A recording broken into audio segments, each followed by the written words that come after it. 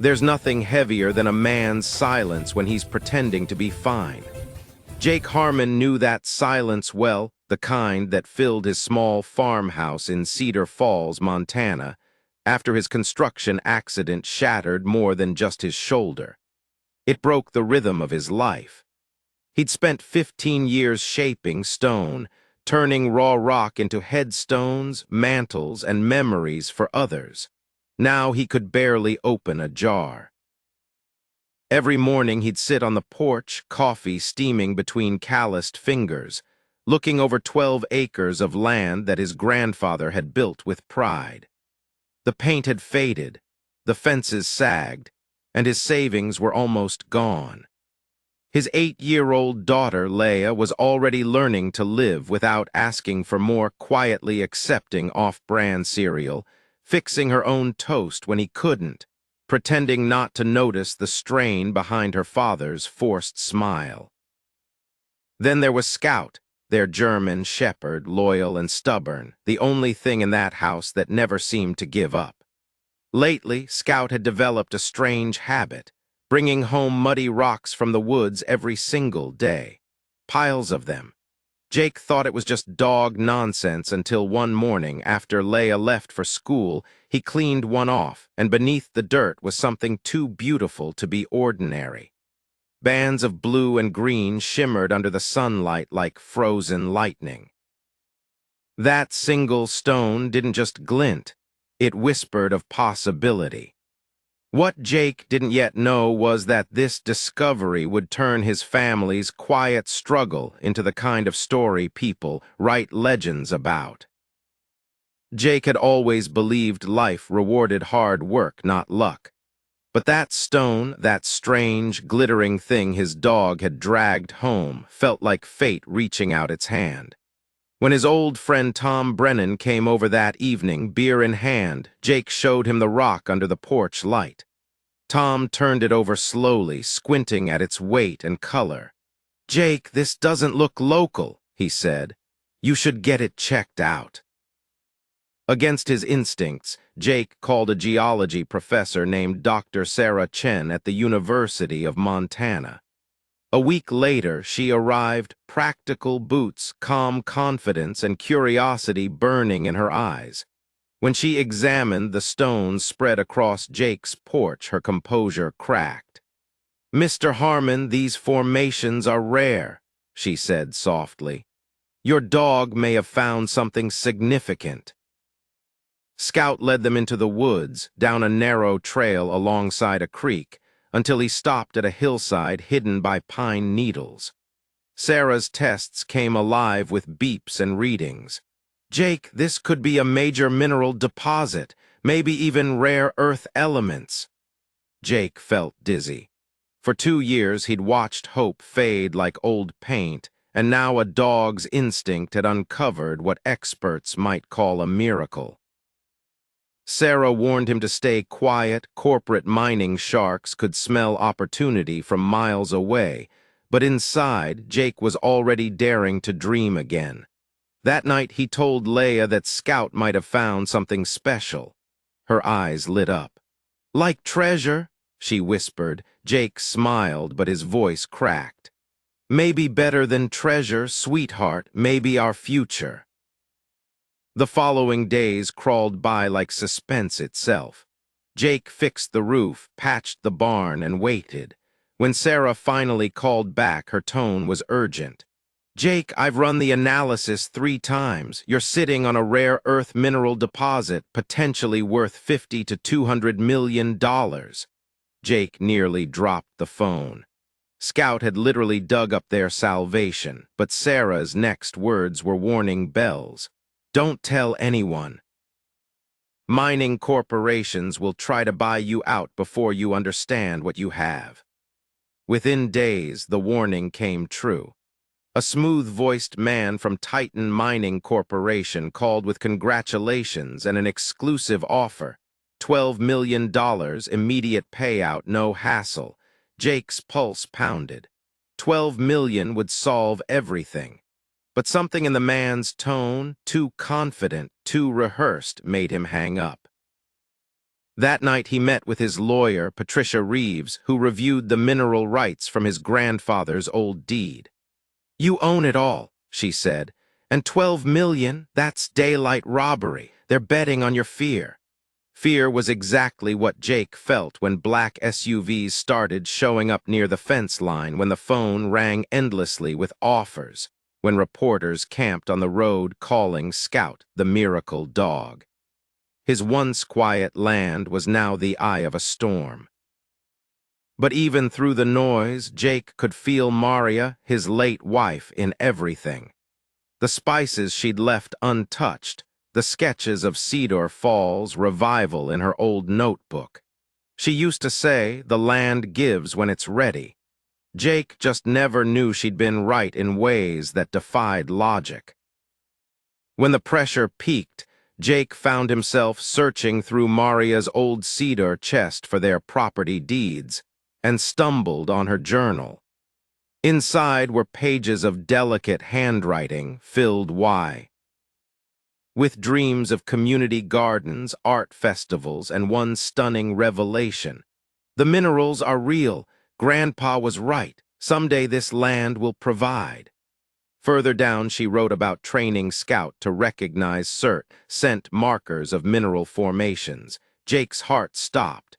Maria had known she had trained Scout herself before she died. The dog's strange behavior wasn't random. It was a plan she had set in motion years ago. As Jake sat there trembling, Leia answered the phone downstairs. "Daddy, it's Dr. Chen. She says it's important." Sarah's voice came sharp through the line. "Titan Mining is filing claims across your entire watershed. They're trying to trap you legally into selling." Jake felt his chest tight. "So they can take it even if I say no?" "Not yet," Sarah replied, "but they'll make it as hard as possible for you to resist." That night, sitting with Leia and Scout, Jake explained what was happening in words his daughter could understand. "Some people want to buy what Scout found. But they don't care about the land like your mom did. We have to protect it." Leia looked up, brave and small, and said, "Then let's fight for it." In that moment, Jake realized this battle wasn't just about money. It was about honor, legacy, and love that reached beyond the grave. Titan Mining's response was swift and ruthless. They sent representatives to the house, one of them the same Robert Steele who'd called before, wearing a smile too sharp to be genuine. "Mr. Harmon, our offer is now 12 million, payable in 30 days. No risk, no delays." Jake, remembering Patricia's advice, replied calmly, "I'll speak to my attorney." Steele's expression cooled. "Lawyers complicate simple things." Jake's voice hardened. "That's what they're for." After they left, Patricia told him bluntly, "They're bluffing. The minerals are worth 20 times more. Don't cave." But the intimidation escalated, strange vehicles parked near the property, officials questioning his taxes, reporters prying into his daughter's life. When strangers approached Leia's school pretending to be journalists, Jake's patience snapped. He made 2 calls, one to Sarah Chen, the other to Tom Brennan. "Could we develop these minerals ourselves?" he asked Sarah. "Responsibly for the town?" Sarah was silent, then said, "Yes, with the right people. Community-controlled extraction models exist, fair, sustainable, and safe." Tom's answer was immediate. "Whatever you need, I'm in." That night, under Montana's cold stars, Jake gathered his courage and began to see a bigger picture, not just saving his land, but rebuilding everything his wife once dreamed of.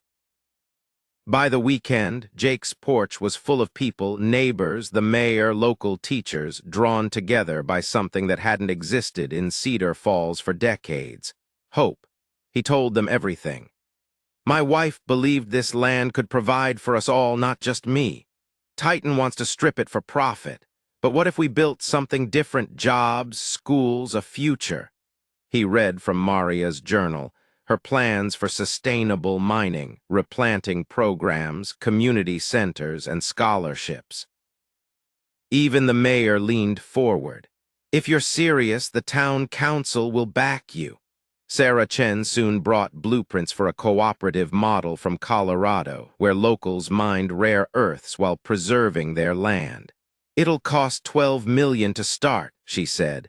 Exactly what Titan offered you. Jake laughed softly. Then we'll build our own future with their number. Patricia Reeves agreed to structure the contracts, while Tom began securing renewable energy partners. And through it all, Scout sat faithfully by the porch, dropping new stones at Jake's feet, as if reminding him of the promise Maria had left behind. For the first time in years, Cedar Falls felt alive again. They weren't fighting for money anymore. They were fighting for meaning. But the past had one more secret waiting. Margaret Foster, the town's retired teacher, arrived one night with a manila envelope. "Jake, I found something while researching your property's history." Inside were geological surveys from 1994 and a letter from Maria's father, Robert Martinez. He had commissioned surveys proving the minerals existed and structured the land deeds so no one could sell the mineral rights without unanimous consent from both Maria and Jake. He had even transferred adjacent land to the Nature Conservancy to block corporate access. His letter read, "This land holds enough wealth to change lives, but wealth without wisdom destroys. Protect it for the people." Jake's hands shook. His father-in-law, his wife, even Scout, all had been part of a decades-long plan to preserve something sacred until the right time. And that time was now. When Jake told Sarah what they'd found, she said softly, "You're not just sitting on a fortune, Jake. You're sitting on a legacy." The weight of that truth was almost too much, not the wealth but the responsibility. The land wasn't just his to profit from, it was his family's promise to protect.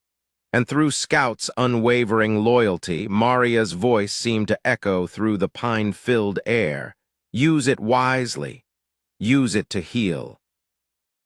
In the months that followed, Jake became what no one in Cedar Falls expected, a leader. With Sarah's guidance and Patricia's protection, they formed the Cedar Falls Cooperative, securing grants for sustainable extraction and renewable energy projects that revitalized the dying town. Jobs returned, schools reopened, and the mountains glowed again, untouched and respected. Titan Mining eventually withdrew after a legal defeat that made national headlines. Journalists called Scout the dog who saved a town. But for Jake, it was simpler than that. Every time he watched Leia running across their porch, laughing under the same sky Maria once dreamed beneath, he knew true fortune wasn't buried in the ground, it was in the love that had guided them there.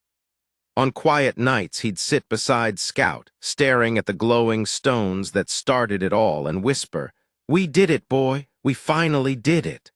The land had kept its promise. And somewhere Jake knew Maria was smiling. Headphone, if this story moved you, don't forget to hit subscribe, drop a like, and tell us in the comments where you're listening from. Because tomorrow's story, just like this one, will remind you that hope can come from the most unexpected places, even a loyal dog's muddy paws.